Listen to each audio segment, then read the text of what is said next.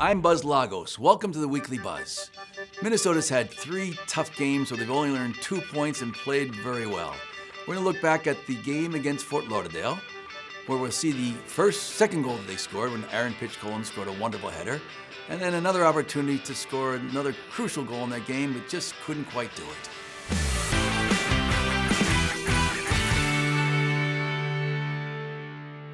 When you get to the attacking third, there's a little more tension that develops, and making that choice between the shot and the pass or the dribble are always difficult choices to make in those pressure situations. The other teams are defending well, they're battling. They're also much more compact and dense in that defending third of the field, and they're trying to keep you from scoring goals, and the goal mouth is narrower, the field's not as wide.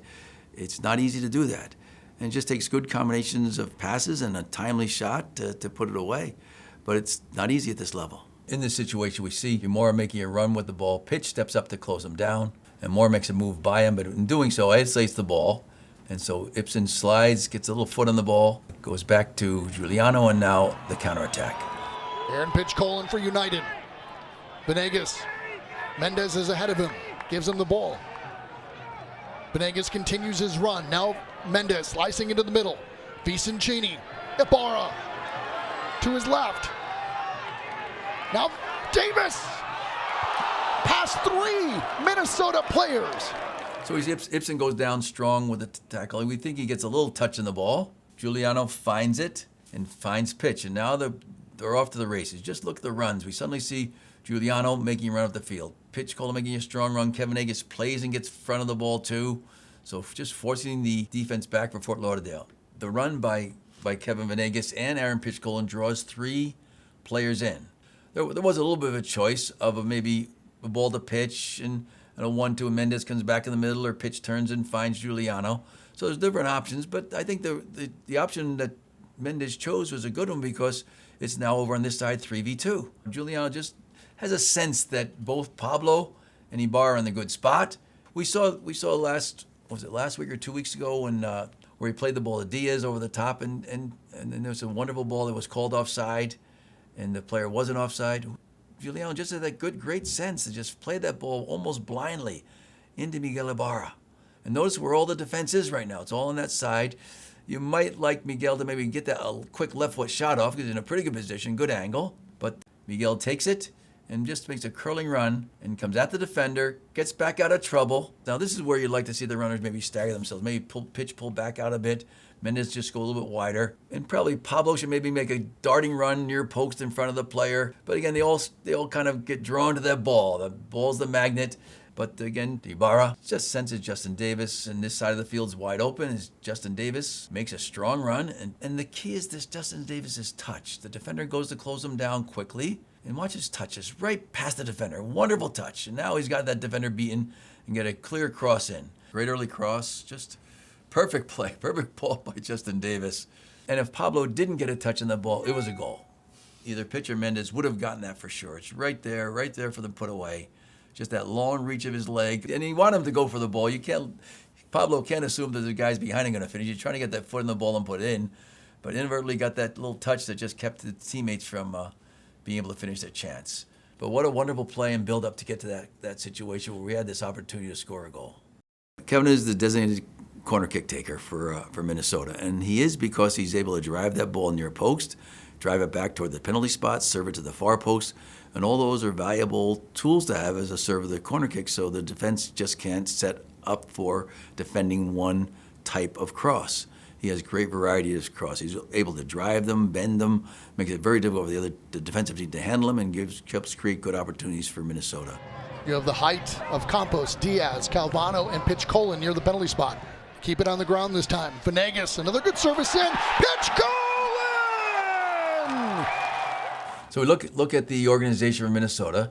We have one player around the goalkeeper as marked. Mendez in that spot, and we have 4 runners. And so looking for a more traditional corner kick. They'll make their runs, near post, far post, up the middle, and you see the combination of a zonal defense by Fort Lauderdale, near post guarded. They don't put a player in the far post, and many teams don't do that nowadays. 2 players across the 6-yard box, one to block the driven ball, and one to be in the middle of the sixth, which is one of the more dangerous areas for goals to be scored. Kevin Venegas sees Miguel Ibarro in an open space. Fort Lauderdale didn't anticipate any type of short corner, so he plays it short to Miguel Ibarro. Now, in this situation, defenders will sprint forward, and that's why you need a little bit of rehearsal and practice, because Mendes has to get out of that space and push up the field quickly so he's not in an offside position.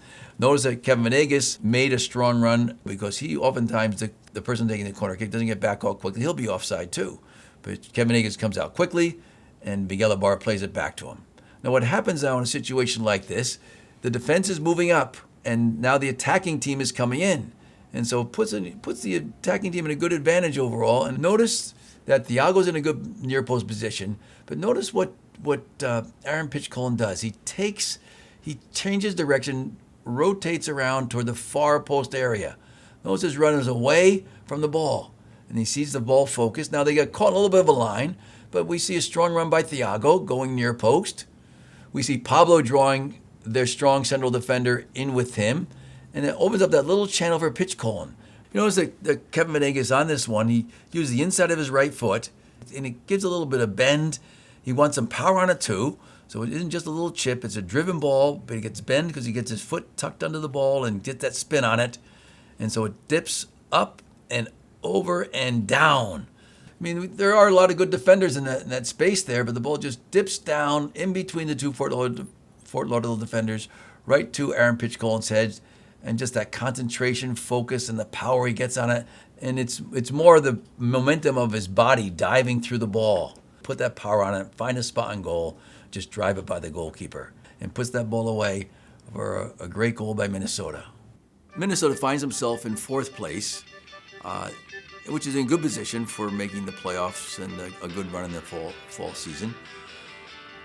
It would have been nice, though, to finish first or second, which they easily could have done if they eliminate some of those ties by more timely finishing.